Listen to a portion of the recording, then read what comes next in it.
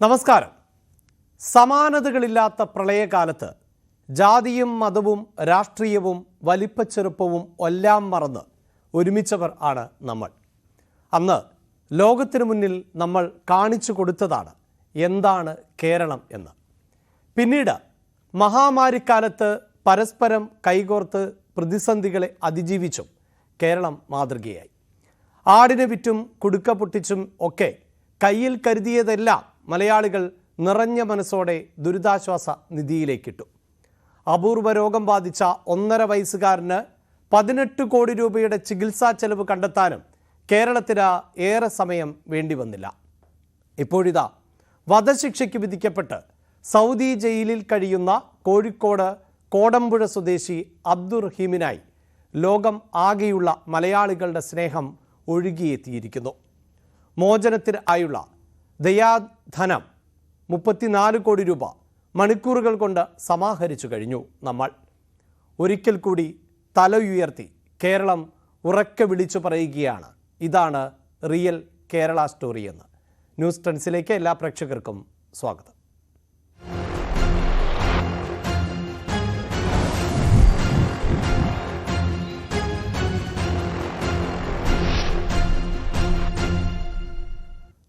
Saudi അറേബ്യയിൽ ജയിലിൽ കഴിയുന്ന അബ്ദുറഹീമിൻ്റെ മോചനം വേഗത്തിലാക്കാൻ നിയമസഹായ കമ്മിറ്റി മനുഷ്യത്വം കൈകോർത്ത് സമാഹരിച്ച 34 കോടി രൂപ ഇന്ത്യൻ എംബസി വഴി കൈമാറും.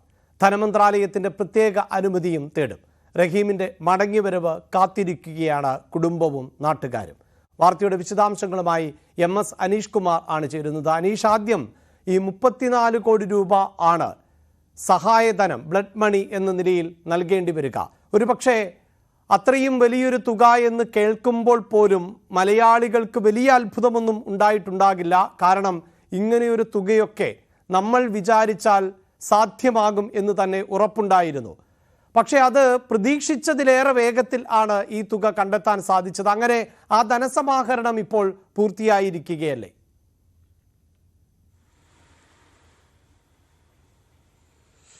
തീർച്ചയായും. പണ്ടും പലപ്പോഴും ഇത്തരം സന്നിഗ്ധമായ ഘട്ടത്തിൽ അല്ലെങ്കിൽ ഒരാളുടെ ജീവൻ രക്ഷിക്കാൻ ജീവന് വിലയിട്ട് വലിയ തോതിലുള്ള ധനസമാഹരണം കേരളത്തിൽ നടന്നിട്ടുണ്ട്. ഈ അബ്ദുൾ റഹീമിൻ്റെ കേസാണെങ്കിൽ പോലും 17 വർഷമായി ജയിലിൽ കഴിയുകയായിരുന്നു.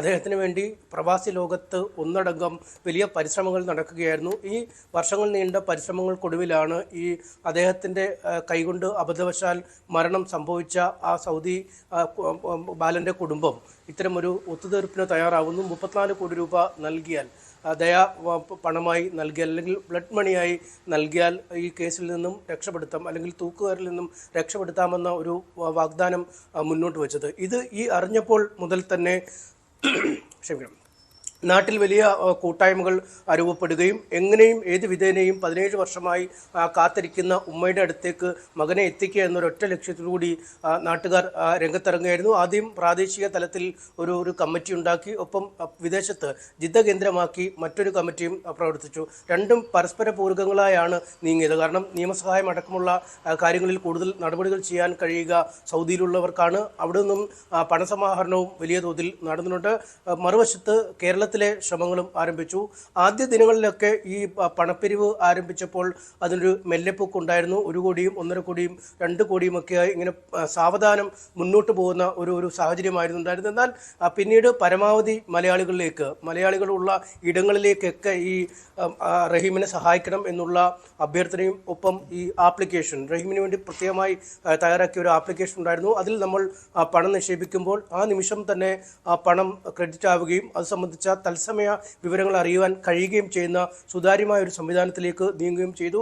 എന്തായാലും കൂടുതൽ സമൂഹ മാധ്യമങ്ങളിലൂടെയൊക്കെ ഈ വാർത്തകൾ പരന്നതോടുകൂടി അക്ഷരാർത്ഥത്തിൽ മലയാളികളുള്ള എല്ലായിടത്തു നിന്നും ഈ സഹായ ധനപ്രവാഹം ഒഴുകിയെത്തുന്ന കാഴ്ചയാണ് കാണാൻ കഴിഞ്ഞത്. കേവലം ഈ ജാതി മത രാഷ്ട്രീയ ചിന്തകൾക്കപ്പുറം എല്ലാ മലയാളികളും ഒന്നായി ചേർന്ന് ഒരു ജീവന് വേണ്ടി കഷ്ടപ്പെടുന്ന കാഴ്ച കാണാൻ കഴിഞ്ഞു. നമുക്ക് പലപ്പോഴും കൊച്ചുകുട്ടികൾ അവരുടെ ചെറിയ കുടുക്കുകൾ, ചെറിയ സമ്പാദ്യങ്ങൾ, പോക്കറ്റ് മണികളും മറ്റും സൂക്ഷിക്കുന്നതൊക്കെ ഈ പ്രളയകാലത്തൊക്കെ കണ്ടുപോലെ അവർ അതുമായി ഈ കുടുംബത്തിൻ്റെ വീട്ടിലേക്ക് നേരിട്ടെത്തുകയും അത് ഈ നിയമസഹായ വേദിയിലെ പ്രവർത്തകർക്ക് കൈമാറുകയും ചെയ്യുന്ന സാഹചര്യം. പല ക്ലബ്ബുകളും ചലഞ്ചുകൾ, ബിരിയാണി ചലഞ്ചുകളും കുലുക്ക് സർബത്ത് ചലഞ്ചുകളും പോലും നടത്തിയാണ് ആളുകൾ ധനസമാഹരണത്തിനായി പണം കണ്ടെത്തിയത്. ഒപ്പം മറ്റുള്ളിടങ്ങളിൽ ബക്കറ്റ് പിരിവ് നടത്തി ആളുകൾ പണം കണ്ടെത്തി. ഫറൂഖിലെയും കോഴിക്കോട് നഗരത്തിലെയും ഒക്കെ പല വാഹനങ്ങളും പല ദിവസങ്ങളിലും ഓടിയത് ഈ അബ്ദുറഹീമിന്റെ മോചനം ലക്ഷ്യം വെച്ചാണ്. ഇങ്ങനെ എല്ലാ തരത്തിലുമുള്ള സഹായധനം ഒഴുകിയെത്താൻ തുടങ്ങി. രണ്ടാമത്തെ ദിവസം കുറച്ചുകൂടി വേഗത കൈവന്നു. പക്ഷേ കഴിഞ്ഞ 2 ദിവസമായാണ് ഈ വലിയൊരു ആവേശത്തോടുകൂടി ആളുകൾ ഈ പണം നൽകുന്ന ഒരു കാഴ്ച. മിനിയാന്ന് ഏതാണ്ട് 20 കോടിയിൽ താഴെ എത്തിയ ഒരു സാഹചര്യമാണ് ഉണ്ടായിരുന്നത്. ഇന്നലെ രാവിലെ 24 കോടിയിലേക്ക് എത്തുകയും മണിക്കൂറുകൾക്കുള്ളിൽ ഏതാണ്ട് 10 കോടിയിലധികം തുക എത്തുകയും ചെയ്യുന്ന, അല്ലെങ്കിൽ 15 കോടിയിലേക്ക് 24 മണിക്കൂറിനുള്ളിൽ ആ സഹായം എത്തുകയും ചെയ്യുന്ന അവസ്ഥയിലേക്ക് ആ കാര്യങ്ങൾ നീങ്ങുന്നു. എന്തായാലും ആ ഘട്ടത്തിലെത്തിയപ്പോഴാണ് ഇന്നലെ ഉച്ചതിരിഞ്ഞ് ഒരു 3 മണിയോടുകൂടി ഈ ഫണ്ട് ശേഖരണം അവസാനിപ്പിച്ചതായി ഈ ഭാരവാഹികൾ, ഈ സഹായ കമ്മിറ്റി ഭാരവാഹികൾ അറിയിക്കുകയും ഇനിയുള്ള പണം സ്വീകരിക്കാൻ കഴിയില്ല. കാരണം ഒരു പ്രത്യേക ലക്ഷ്യത്തോടു കൂടി രൂപീകരിച്ച കമ്മിറ്റിയാണ്. ഒരാളിൽ നിന്നും അനാവശ്യമായി പണപ്പിരിവ് നടത്തുകയില്ല എന്ന് അവർ അറിയിക്കുകയും വളരെ സുതാര്യമായി തന്നെ കണക്ക് വിവരങ്ങൾ വെളിപ്പെടുത്തുകയും ചെയ്തിരിക്കുന്നു. എന്തായാലും ആ പണം ഇനി സൗദിയിൽ എത്തിക്കുക എന്നുള്ള നടപടിക്രമങ്ങളാണ് ഉള്ളത്. അതിന് വിദേശകാര്യ മന്ത്രാലയത്തിൻ്റെയും മറ്റുമൊക്കെ സഹായം തേടിയിട്ടുണ്ട്. ഇന്ത്യയിലെ സൗദി എംബസി വഴിയും കാര്യങ്ങൾ ഏകോപിപ്പിക്കുന്നു. സൗദി എംബസിയുമായി നേരിട്ട് ബന്ധപ്പെട്ട ശേഷമാവും ഈ പണം അവിടേക്ക് എത്തിക്കുക. എന്തായാലും കോടതിയുടെ സാന്നിധ്യത്തിലാണ് ഇത്തരമൊരു ഒത്തുതീർപ്പിന് സൗദി കുടുംബവും ഈ നമ്മുടെ നിയമസഹായ വേദിയും ഒരു ധാരണയായിരിക്കുന്നത്. അതുകൊണ്ട് തന്നെ ഇന്നും നാളെയും അവധി ദിനങ്ങളാണ്.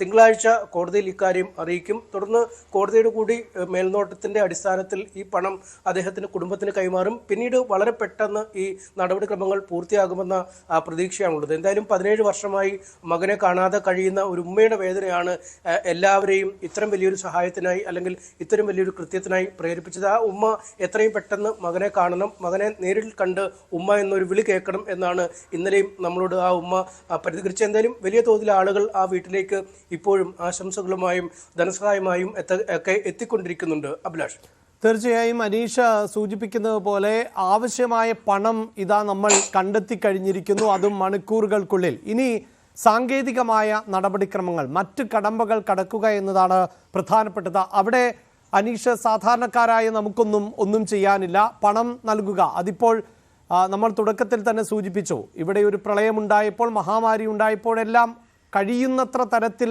ആളുകൾക്ക് എന്തൊക്കെ കൊടുക്കാൻ പറ്റുമോ അത് ചിലപ്പോൾ 1 രൂപയാകാം, 100 രൂപയാകാം, 1000 ആകാം, കോടിക്കണക്കിന് രൂപകൾ അടക്കം നൽകിയ മലയാളികളുമുണ്ട്. അവിടെ കൊണ്ട് സാധാരണക്കാരായ ആളുകളുടെ ഇടപെടൽ അവസാനിക്കുകയാണ്. ഇനി സ്വാഭാവികമായും അധികൃതരുടെ ഭാഗത്ത് നിന്ന്, എംബസി ഉദ്യോഗസ്ഥരുടെ ഭാഗത്ത് നിന്നൊക്കെയാണ് അതിവേഗമുള്ള നടപടികൾ ഉണ്ടാകേണ്ടത്, ഇടപെടലുകൾ ഉണ്ടാകേണ്ടത്. അതെത്രയും പെട്ടെന്ന് പൂർത്തിയാക്കാൻ സാധിക്കും എന്ന് തന്നെയാണോ അബ്ദുറഹീമിന്റെ കുടുംബം പ്രതീക്ഷിക്കുന്നത്, അവരോടൊപ്പമുള്ളവർ പ്രതീക്ഷിക്കുന്നത്?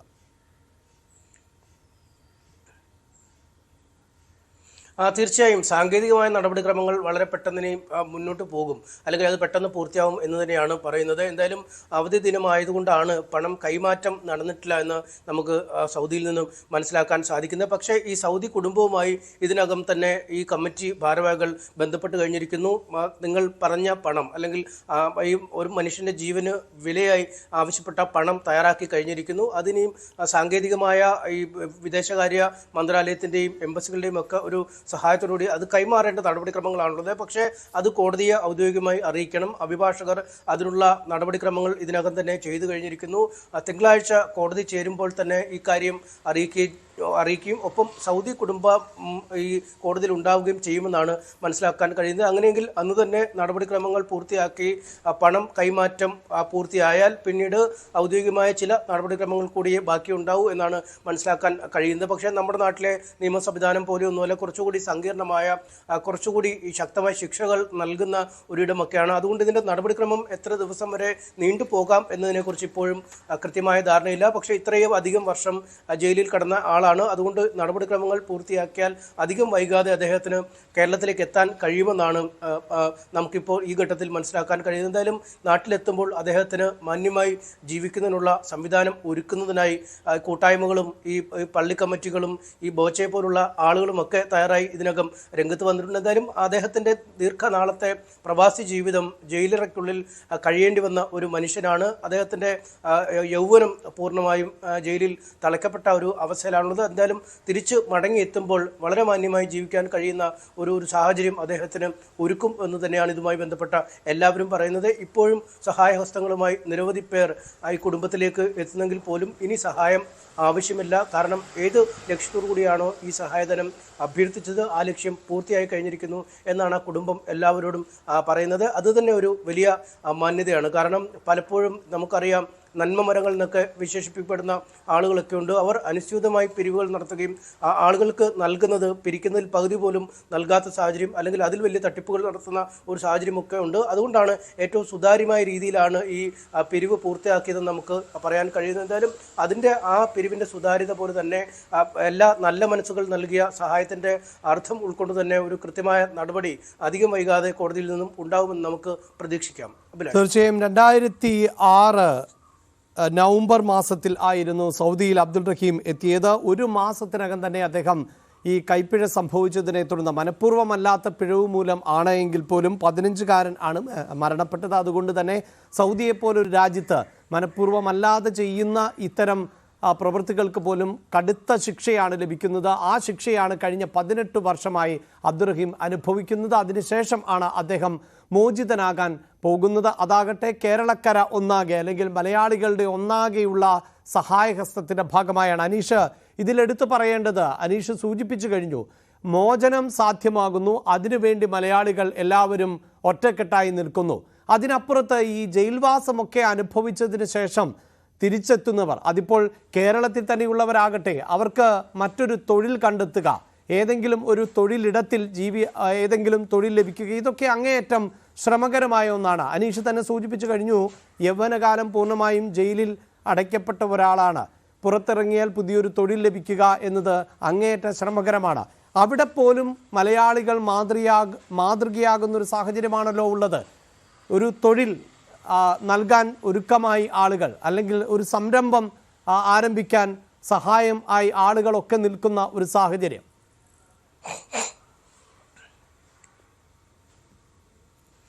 തീർച്ചയായും അക്കാര്യത്തിൽ അദ്ദേഹത്തിന് കേരളത്തിലേക്ക് വന്നാൽ ഒരു നിമിഷം പോലും ബുദ്ധിമുട്ടേണ്ടി വരില്ല എന്ന് നമുക്ക് തീർത്ത് പറയാം. കാരണം ഇപ്പോൾ തന്നെ അദ്ദേഹത്തിന് സഹായധനവുമായി ഈ ജയിലിൽ നിന്ന് മോചിപ്പിക്കാനുള്ളതിലുപരി അദ്ദേഹത്തിൻ്റെ കുടുംബത്തെ സഹായിക്കാൻ തയ്യാറായി നിരവധി ആളുകളാണ് വരുന്നത്. നമ്മൾ അദ്ദേഹത്തിൻ്റെ വീട്ടിലുള്ളപ്പോൾ തന്നെ ഒരുപാട് ആളുകൾ പലയിടങ്ങളിൽ നിന്നായി ജീവിതത്തിൽ എന്താവശ്യം വേണമെങ്കിലും ഞങ്ങളെ സമീപിക്കൂ എന്ന് പറഞ്ഞ് വന്ന ആളുകളുണ്ട്.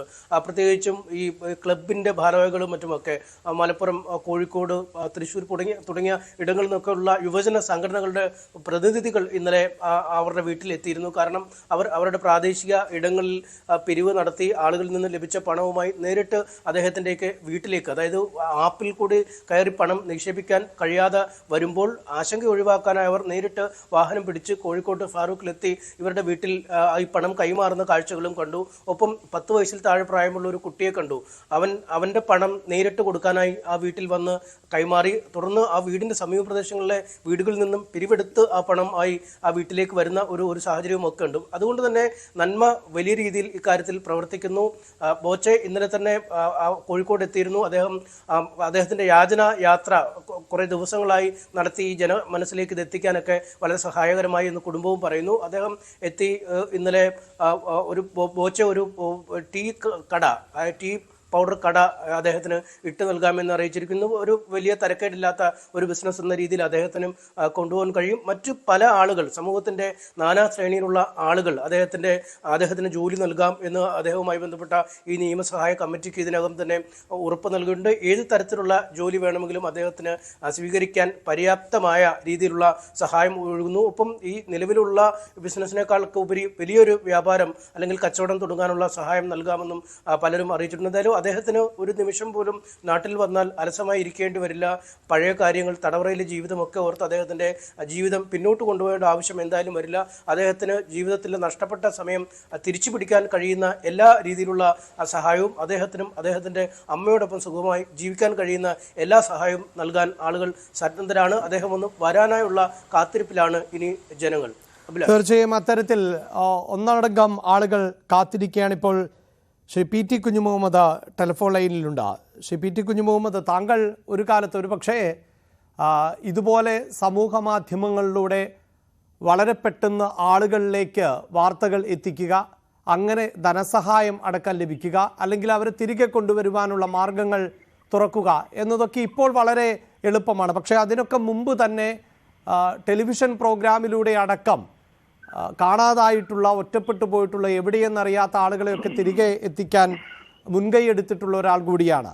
ഇപ്പോഴത്തെ ഈ അബ്ദുറഹീമിൻ്റെ ഒരു അവസ്ഥയെക്കുറിച്ച്, സാഹചര്യത്തെക്കുറിച്ച് എന്താണ് താങ്കൾക്ക് പറയാനുള്ളത്?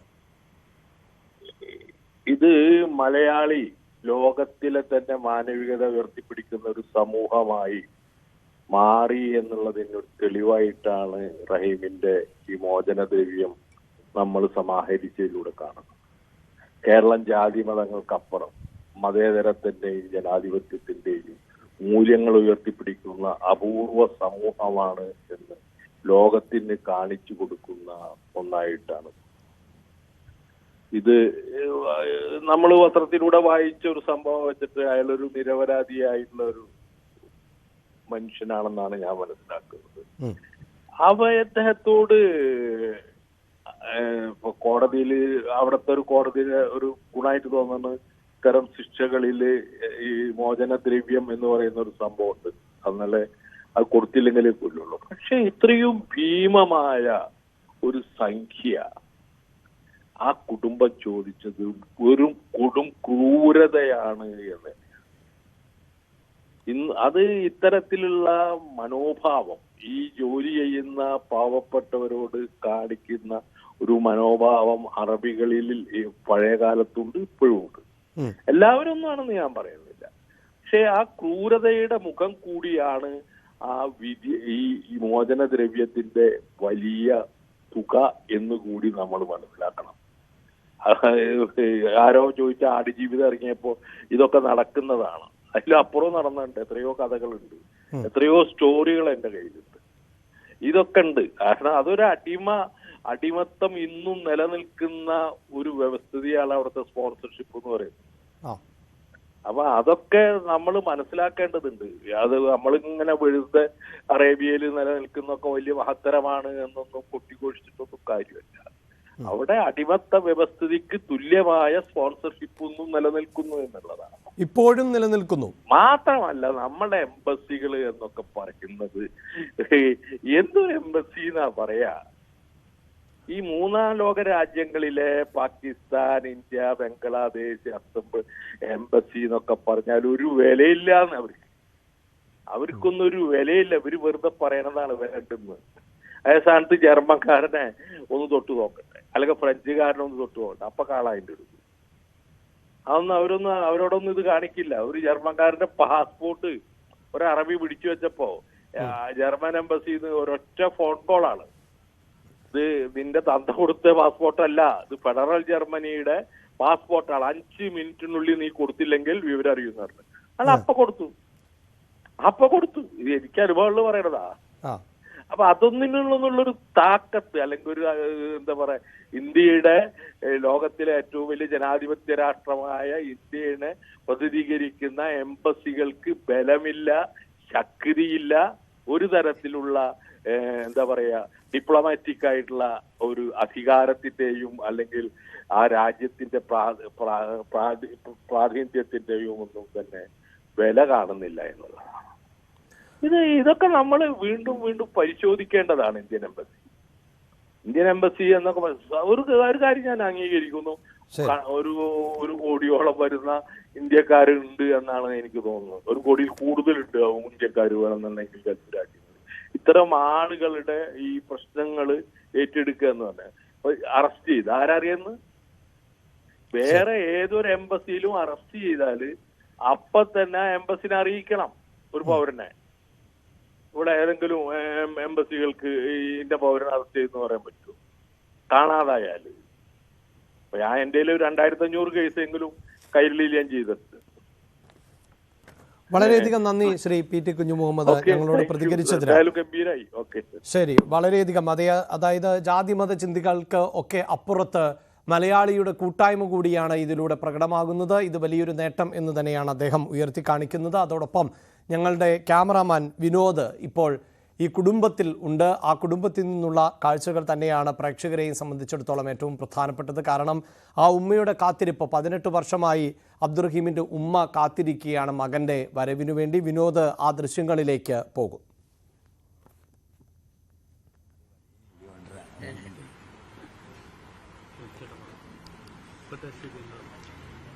പതിനെട്ട് വർഷമായി വധശിക്ഷയ്ക്ക് വിധിക്കപ്പെട്ട് ജയിലിൽ കഴിയുന്ന അബ്ദുറഹീമിനെ മോചിപ്പിക്കുന്നതിന് വേണ്ടി ബെഡ് മണി സ്വരൂപിക്കുന്നതിൻ്റെ വളരെ ശ്രമകരമായിട്ടുള്ള ജോലിയാണ് നമ്മുടെ മലയാളികൾ മുഴുവനും ഏറ്റെടുത്തിട്ടുള്ളത്.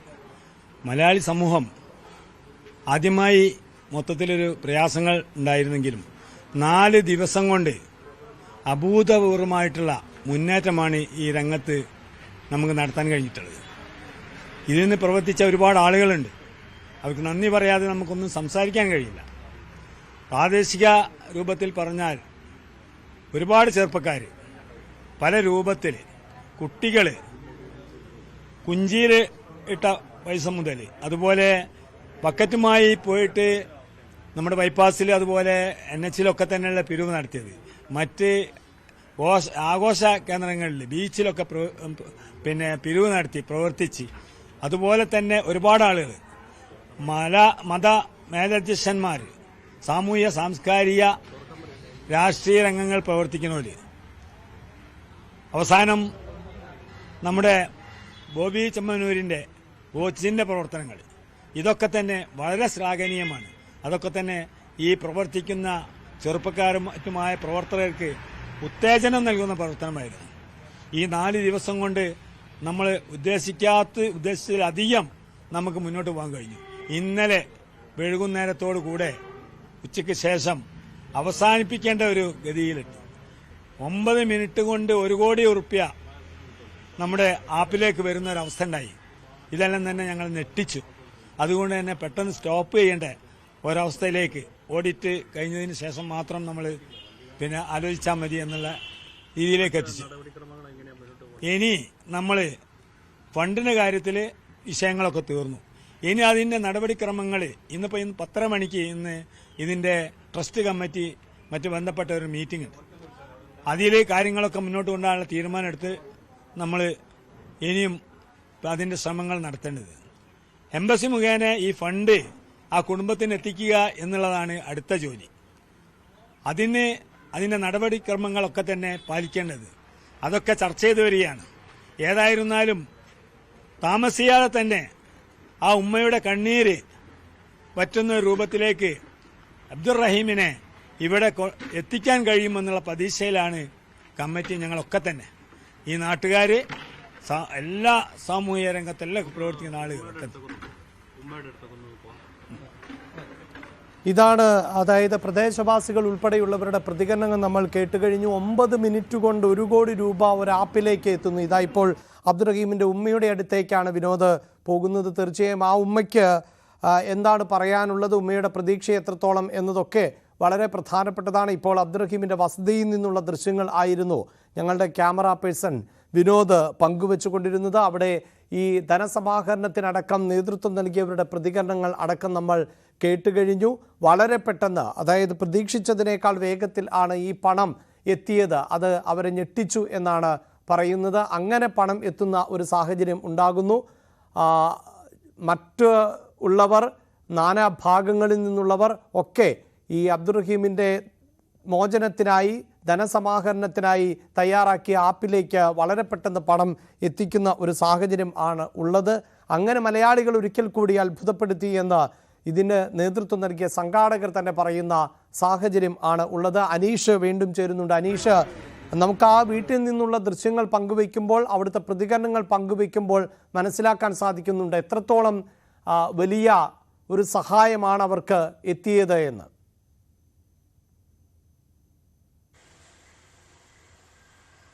അഭിലാഷ്, തീർച്ചയായും നമ്മൾ ഇപ്പോഴത്തെ കാഴ്ചകളേക്കാൾ വിഭിന്നമായിരുന്നു ഇന്നലെയും മിനിയാന്നുമൊക്കെ ആ വീട്ടിലെ കാഴ്ചകൾ. കാരണം എല്ലാ സമയത്തും നിരവധി പേരാണ്, ചെറുപ്പക്കാരടക്കമുള്ള ആളുകൾ നിരവധി പേരാണ് ആ വീട്ടിൽ തമ്പടിച്ചിരുന്നത്. കാരണം രാത്രി വൈകി, അതായത് 2 മണിവരെയും 3 മണിവരെയും ഒക്കെ പുലർച്ചെ ആ വീട്ടിൽ തങ്ങിയാണ് ഈ സഹായ കമ്മിറ്റി ഈ കാര്യങ്ങൾ ചെയ്തിരുന്നത്. അവർ 2 മണിക്കും 3 മണിക്കും ആ വീട്ടിൽ നിന്ന് പോയാൽ പിറ്റേ ദിവസം രാവിലെ 7 മണിക്ക് ആവുമ്പോൾ വീണ്ടും അവിടേക്ക്. ശരി അനീഷ്, വളരെ പെട്ടെന്ന് തിരികെ എത്താം. നമുക്ക് ആ ഉമ്മയുടെ പ്രതികരണം ഒന്ന് കേട്ടിട്ട് വരാം.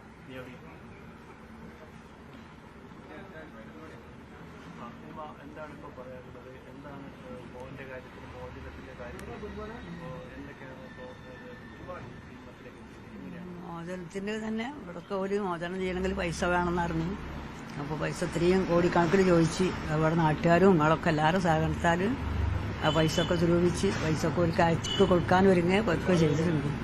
ഇനിയിപ്പോൾ ഇത്തിരി വേഗത്തിൽ എൻ്റെ മോനയ്ക്ക് കാണണം, ഇത്തിരി വേഗം ഒരു തിരിച്ചയച്ചു തരണം. അതിനുള്ള ശ്രമം കൂട്ടി നിൽക്കുകയാണ് ഞാൻ. മോനെ കണ്ടിട്ട് എത്തിന് നല്ല സന്തോഷ ജീവിതം ജീവിക്കേണ്ടിയിട്ടുള്ള രസമാണിപ്പോൾ.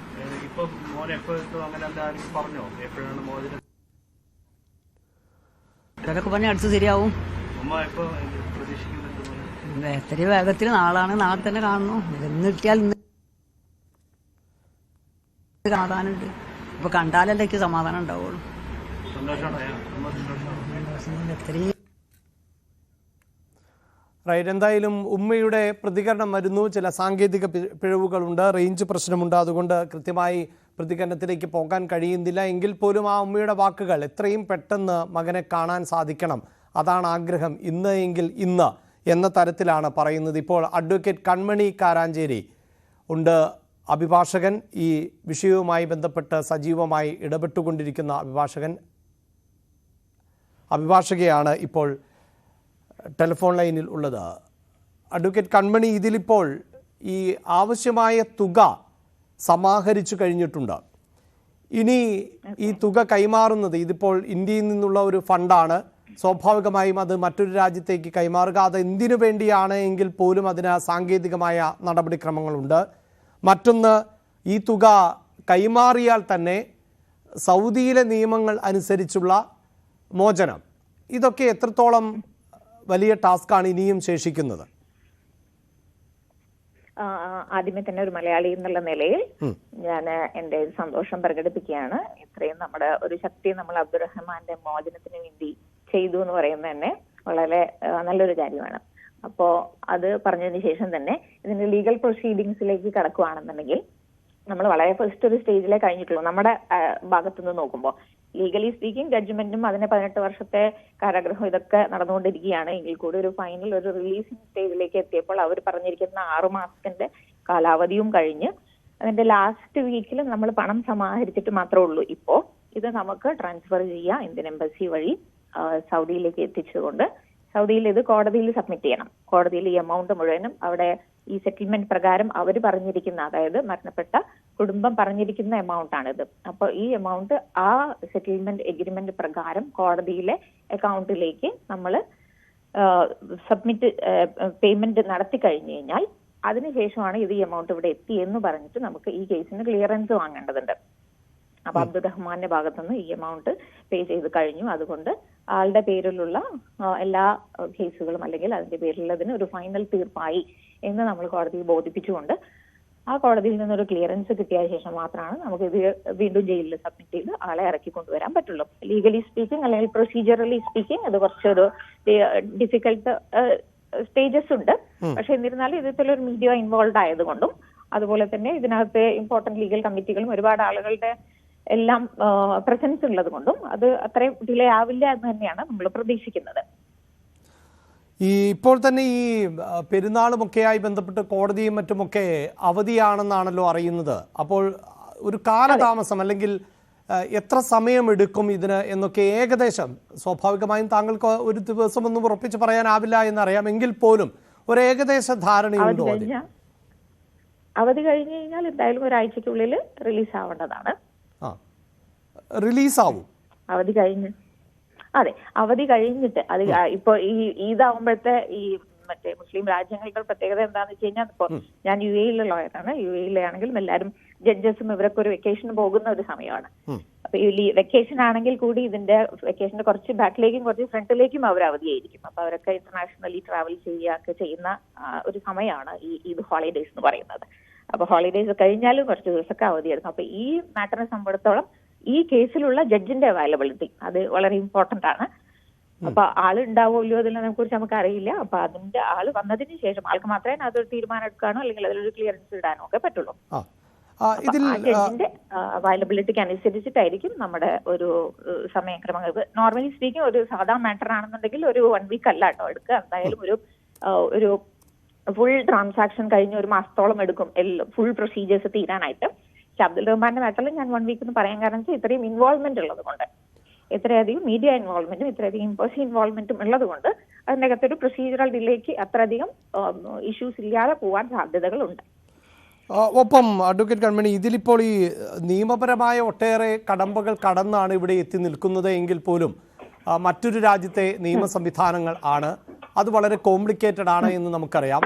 ഈ ഏതെങ്കിലും തരത്തിലുള്ള എന്തെങ്കിലും തടസ്സങ്ങൾ, അതായത് ഇപ്പോൾ തന്നെ ഈ കുടുംബത്തിൻ്റെയൊക്കെ പൂർണ്ണമായ സമ്മതത്തോടു കൂടി അവർ ഇങ്ങനെയൊരു സഹായം, ധനസഹായം അല്ലെങ്കിൽ ബ്ലഡ് മണി നൽകിയാൽ ഇതിന് കുഴപ്പമില്ല, അങ്ങനെയൊക്കെയാണല്ലോ ഇതിലേക്ക് തീരുമാനത്തിലേക്ക് എത്തുന്നത്.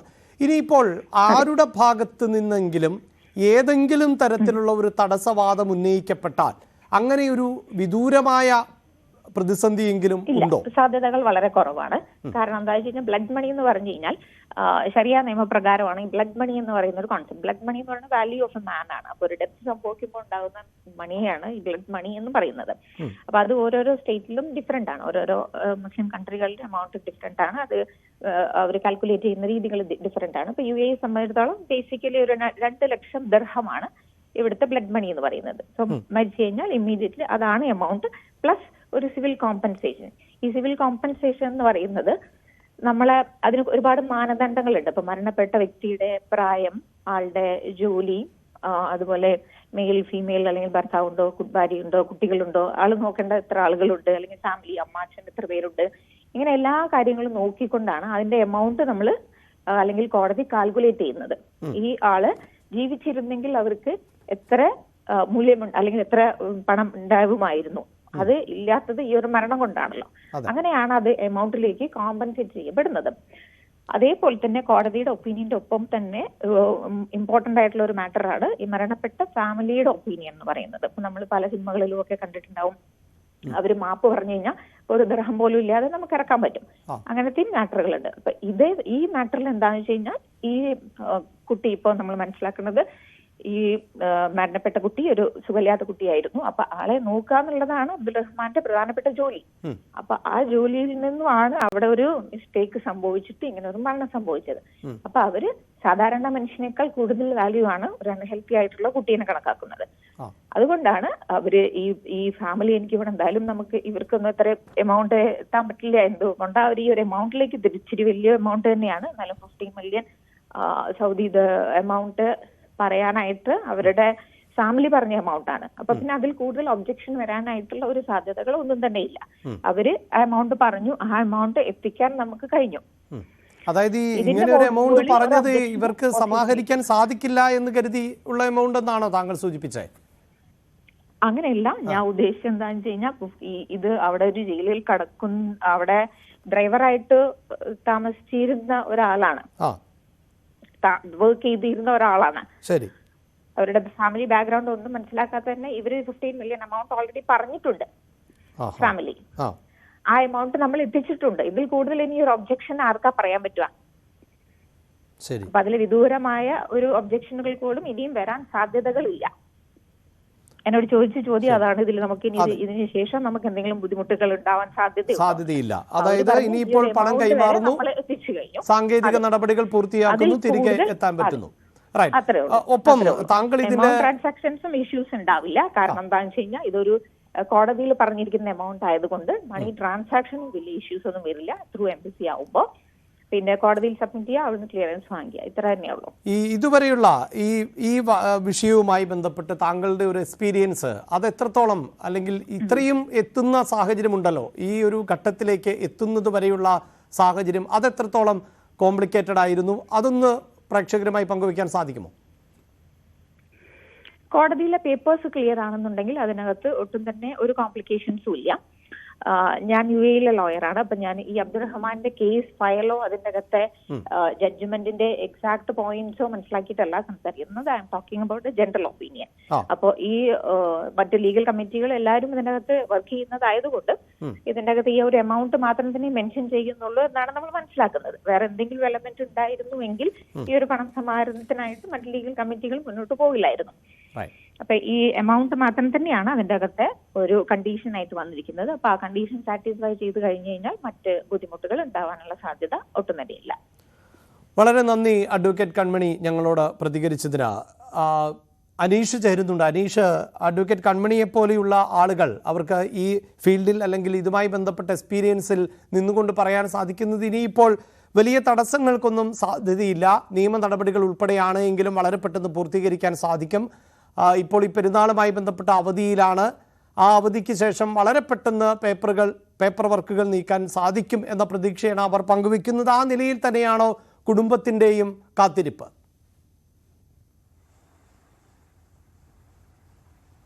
തീർച്ചയായും ഈ നിരന്തരം ഈ നിയമസഹായ കമ്മിറ്റിയുമായി കുടുംബം ബന്ധപ്പെട്ടുകൊണ്ടിരിക്കുന്നു, അല്ലെങ്കിൽ നാട്ടിലെ കമ്മിറ്റി ബന്ധപ്പെട്ടുകൊണ്ടിരിക്കുന്നു. എന്തായാലും അവിടെ നിന്നും ലഭിച്ച കൃത്യമായ വിവരങ്ങൾ ഇങ്ങനെ തന്നെയാണ്. കാരണം അവധി ദിനങ്ങളാണ് ഇപ്പോൾ ഉള്ളത്.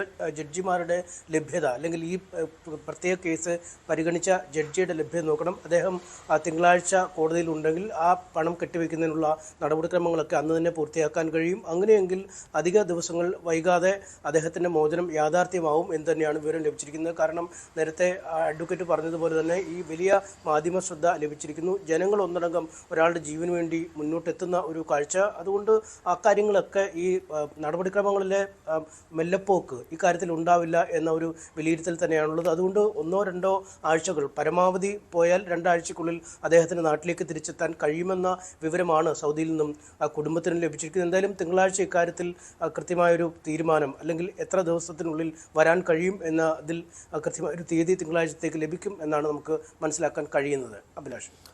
റൈറ്റ്. എന്തായാലും വളരെ പെട്ടെന്ന് തന്നെ അബ്ദുറഹീമിൻ്റെ മോചനം സാധ്യമാകും എന്നാണ് പൊതുവെ പ്രതീക്ഷിക്കുന്നത്. മോചനദ്രവ്യം കോടിക്കണക്കിന് രൂപ വളരെ വേഗത്തിൽ കണ്ടെത്താൻ മലയാളികൾക്ക് സാധിച്ചിരിക്കുന്നു. പ്രതീക്ഷിച്ച സമയത്തേക്കാൾ കൂടുതൽ വേഗത്തിലാണ് ഈ തരത്തിൽ 34 കോടി രൂപ മലയാളികൾ സമാഹരിച്ചത്. ഇനി സാങ്കേതികമായ നടപടികൾ മാത്രമാണ് ശേഷിക്കുന്നത്. 18 വർഷമായുള്ള ആ ഉമ്മയുടെ കാത്തിരിപ്പ് മലയാളികൾ ഒരുമിച്ച് അവസാനിപ്പിക്കുകയാണ്.